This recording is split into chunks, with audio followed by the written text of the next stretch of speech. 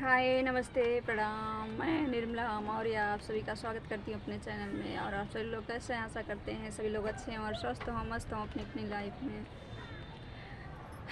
तो आइए एक विवाह गीत लेकर आए हैं आप सभी लोगों के लिए कि हमरो बालमुआ ठल्ला दो तल्ला पे पापा लो भाई गे।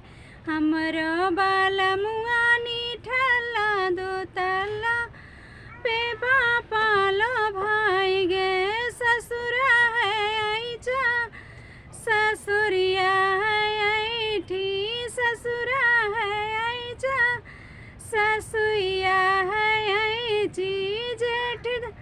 जेठ हम दमवा जेठनिया भक चनरी भोरे मचाई रहे हल्ला दो तल्ला पे पापा लो भाई गे।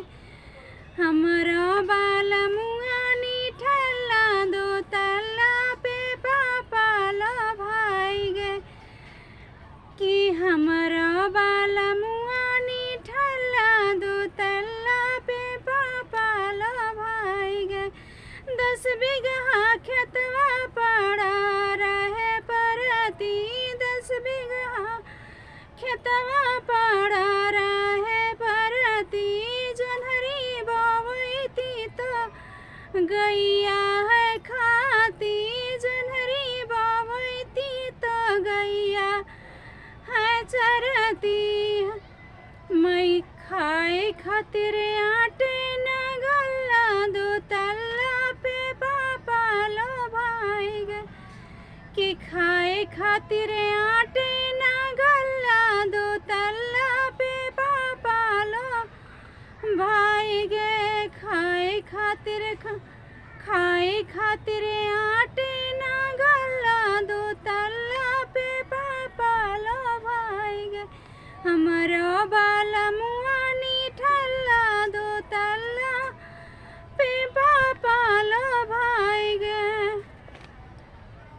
घूमे बजरिया हो लड़ावे नजरिया, घूमे बजरिया लड़ावे नजरिया। पियवा हमारा नया वैसे जरिया, घूमे बजरिया लड़ावे नजरिया। पियवा हमारा नया वैसे जरिया।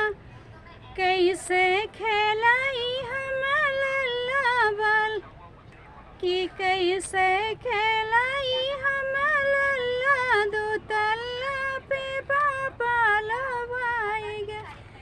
कि कैसे खेलाई हम लल्ला दो तल्ला पे पापा लो भाई गे। हमरो बालमुआ ठल्ला दो तल्ला पे पापा लो भाई गे। हमरो बालमुआ ठल्ला दो तल्ला पे पापा लो भाई गे। सो प्रिय दोस्त, कमेंट में ज़रूर लिख के बताइए कैसा लगा हमारा विवाह गीत और ससुराल का गीत। आगे की नेक्स्ट वीडियो मिलते हैं आप सभी लोगों से। जब तक के लिए बाय बाय और अपना प्यार दुलार अवश्य दीजिएगा हमारे चैनल को। आगे की नेक्स्ट वीडियो मिलते हैं आप सभी लोगों से। कितना सुहाना मौसम है।